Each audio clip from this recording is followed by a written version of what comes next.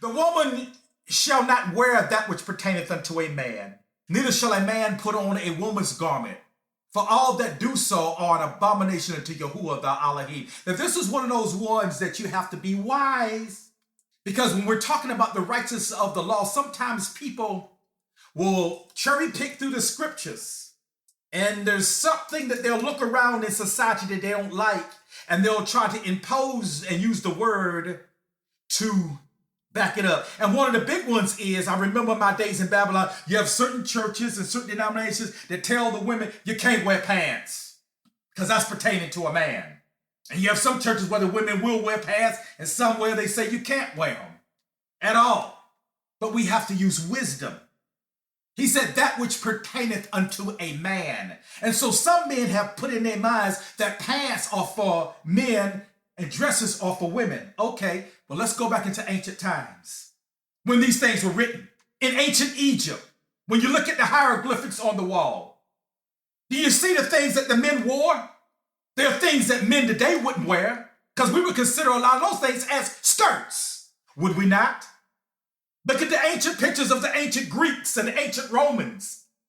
They would wear things that I wouldn't wear today, and most men that I know would never put that stuff on because it looks like a skirt.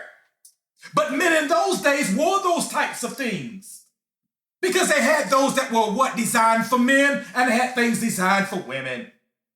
And so men that feel like women should not wear pants at all, then I will ask those men, would you wear a pair of pants that were designed for women?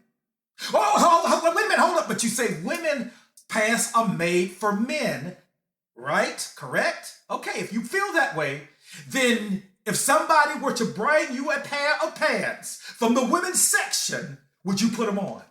Most men that I know would say no. Why? Because it's designed for a woman. Okay, use wisdom. The bottom line is this. In the world to come, the clothing that we will be wearing on this earth will be set apart for us all. And I perceive that we all are going to be dressed quite differently. A lot of men, when they look at the pants, they say because women, when they put on a pair of pants, it shows the shape of a woman's body. Well, brother, the last time I looked, when a man puts on a pair of pants, it shows our shape too, doesn't it? So what's the difference? So if you don't want to wear a woman to wear pants, then don't you wear them. Then at least you can have some credibility there. The bottom line is, he says, those things pertaining to a woman. In other words, things that are designed and meant for women to wear, don't wear them. And things that are designed for a man to wear, a woman should not wear. We're not yet in the millennial reign. We're not yet in that kingdom where we have a culture where everything is going to be properly laid out and designed for everybody. Things are going to be cut down the middle.